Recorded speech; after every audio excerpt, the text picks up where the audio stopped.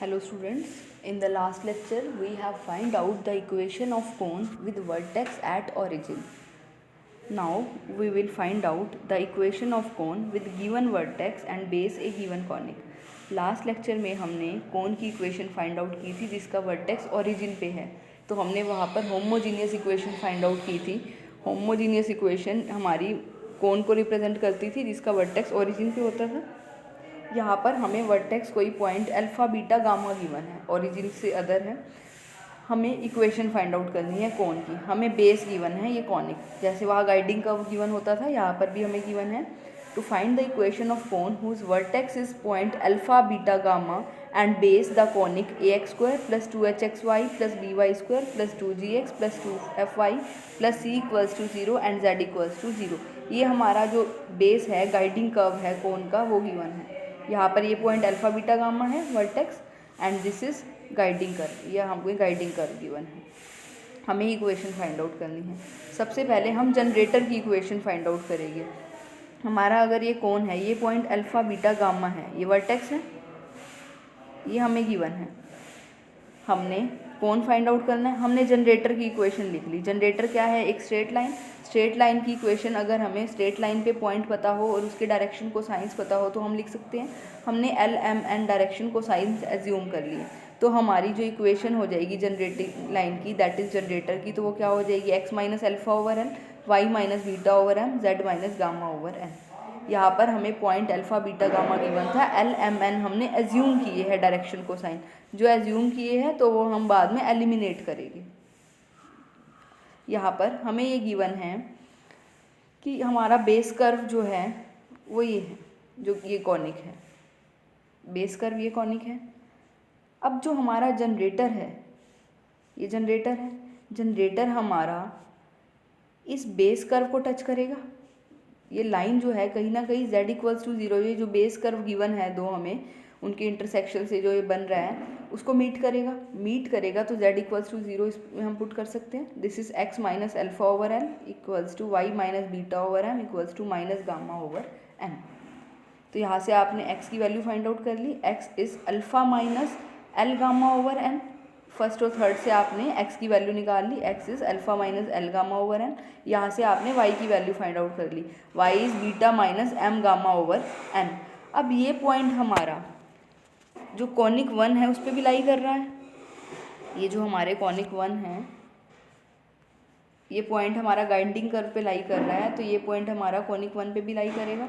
That is ax², x is alpha minus L gamma + 2hxy, x is this, y is this, plus by², y is this, plus 2gx plus 2fy plus c। उस equation में हमने x और y की values just substitute कर दी। ये हमारी condition रहेगी कि जो हमारी लाइन है वो इंटरसेक्ट करेगी कॉनिक को। ये हमारी जो जनरेटिंग लाइन थी, ये हमारा जो कॉनिक था उसको इंटरसेक्ट करेगी, उसकी हमने ये जस्ट कंडीशन फाइंड आउट की।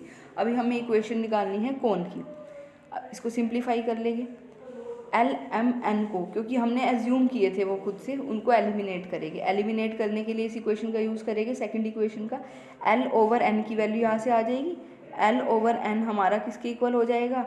x - अल्फ़ा/z - gamma. यहाँ से क्रॉस मल्टीप्लाई करके l/n की वैल्यू निकाल ली। यहाँ से हम m/n की वैल्यू निकाल सकते हैं। m/n की वैल्यू हमारी आ जाएगी, m को यहाँ पर प्रोडक्ट कर दिया।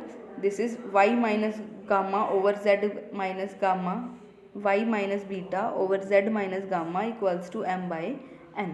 तो यहाँ पर हमने इस इक्वेशन में l/n की वैल्यू भी पुट कर दी। This is l/n। यहाँ पर हमने n/n की वैल्यू पुट कर दी, तो यहाँ से ये रिप्लेस हो गए। a × अल्फ़ा माइनस ये वैल्यू पुट कर दी, देन यहाँ पर ये वैल्यूज सब्सटीट्यूट कर दी l/n और m/n की।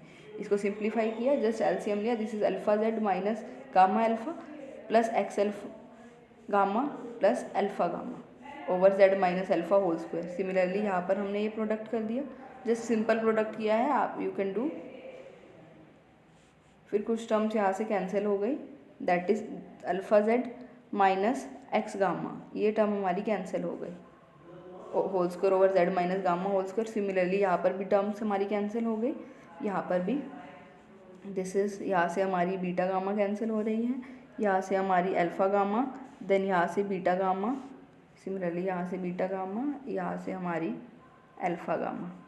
जस्ट ये कैंसिल करके आपने लिख लिया, that is this z minus gamma whole square denominator में आ रहा है इधर, यहाँ पर भी, यहाँ से z minus gamma whole square, यहाँ z माइनस गामा है या z माइनस गामा है, हमने यहाँ z minus gamma whole square से एलसीएम ले लिया। So this is a alpha z minus X gamma whole square plus 2h alpha z minus X alpha beta z minus gamma y plus b into beta z minus gamma y whole square plus 2g alpha z minus X gamma into z minus gamma plus 2f beta z minus y gamma into z minus gamma plus G z minus gamma whole square. This is the equation of cone.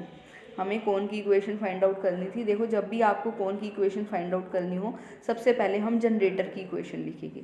Generator हमारा vertex से पास हो रहा है, vertex आपको given होगा, vertex हमने ले लिया alpha beta gamma, L M N हमने एज्यूम कर लिया।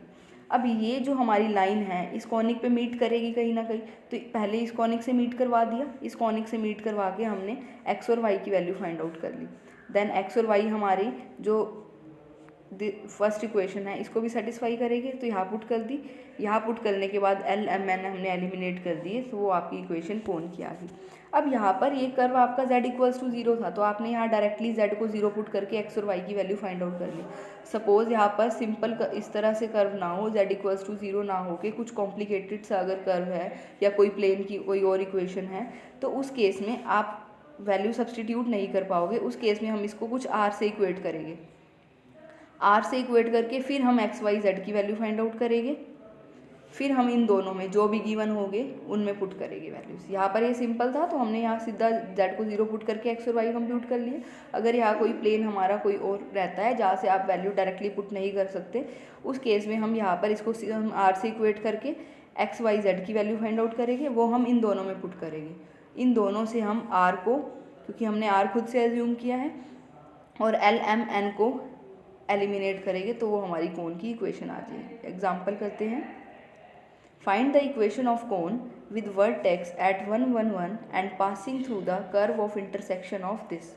अब यहाँ पर वर्टेक्स गिवन है और ये कर्व गिवन है। अब जो हमारे गाइडिंग कर्व है वो हमें ये गिवन है, वर्टेक्स ये गिवन है, तो हम इक्वेशन लिख सकते हैं जनरेटर की।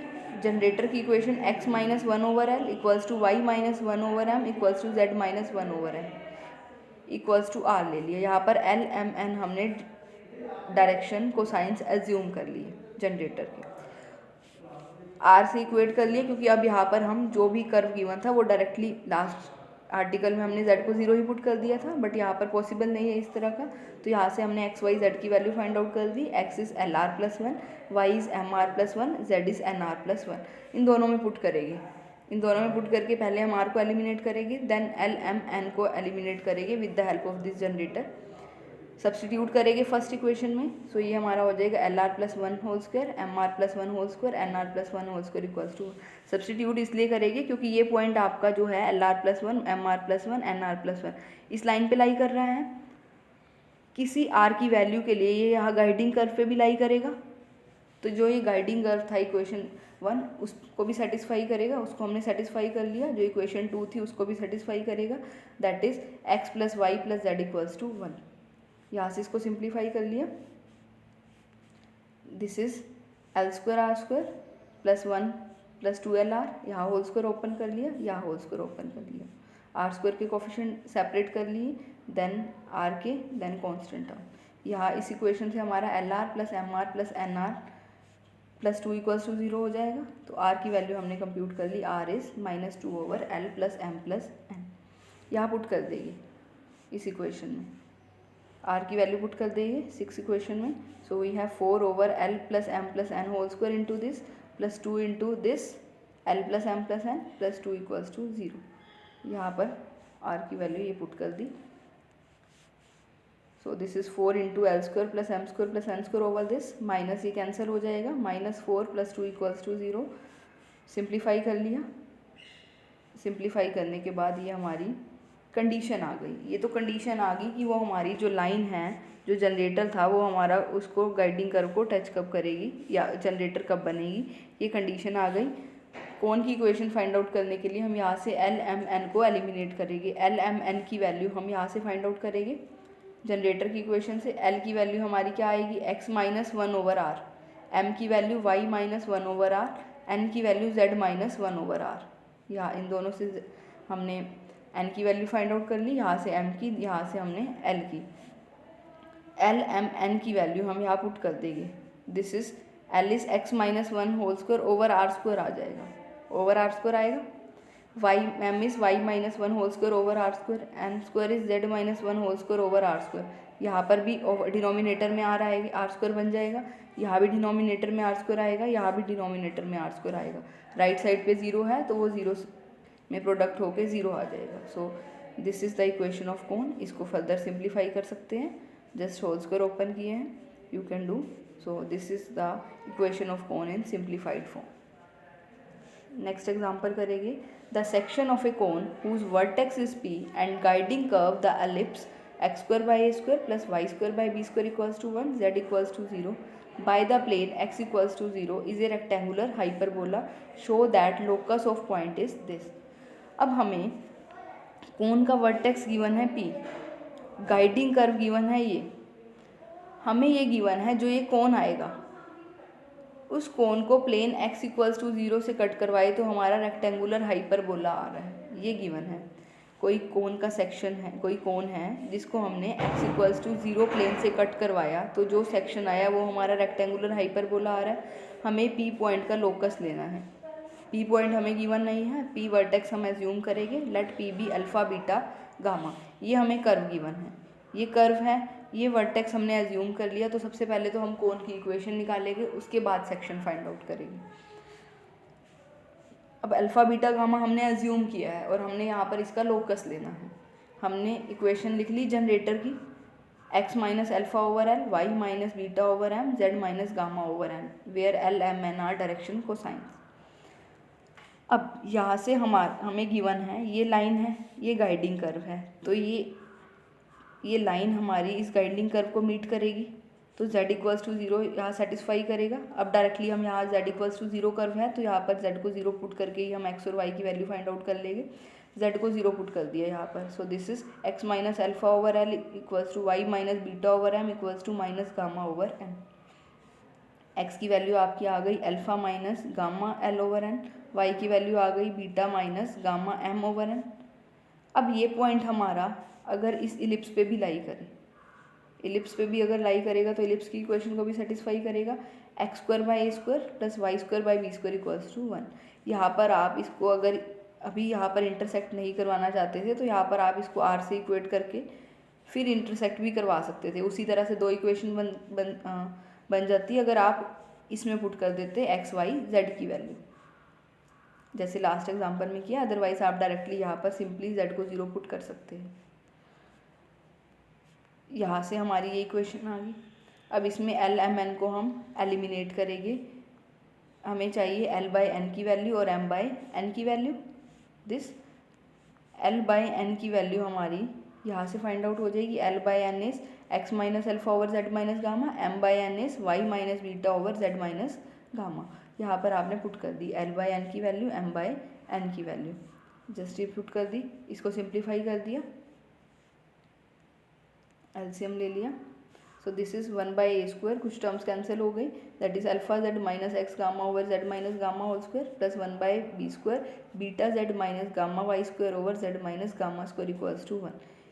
अब ये हमारा कोन फाइंड आउट हो गया, कोन की इक्वेशन हो गई। अब हमें फाइंड आउट करना है, हमें ये गिवन है इस कोन को अगर हम प्लेन x इक्वल्स टू 0 से मीट करवाते हैं, ये कोन है, इसको आपने कट करवाया किसी प्लेन x इक्वल्स टू 0 से, तो जो हमारे पास सेक्शन आया वो हमें गिवन है रेक्टेंगुलर हाइपरबोला है।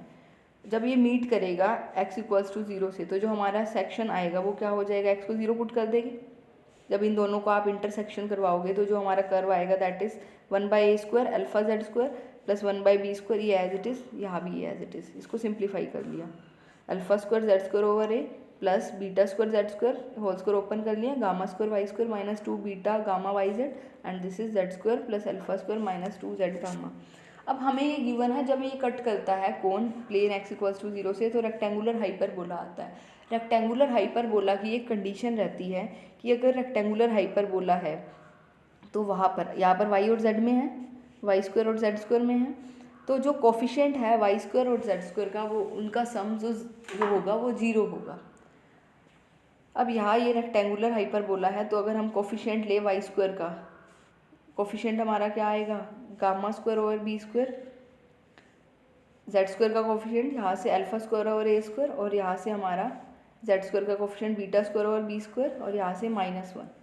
ये वाई स्क्वायर का कोफिशिएंट है, ये हमारा जेड स्क्वायर का कोफिशिएंट है, इनका सम हमारा 0 के इक्वल होगा।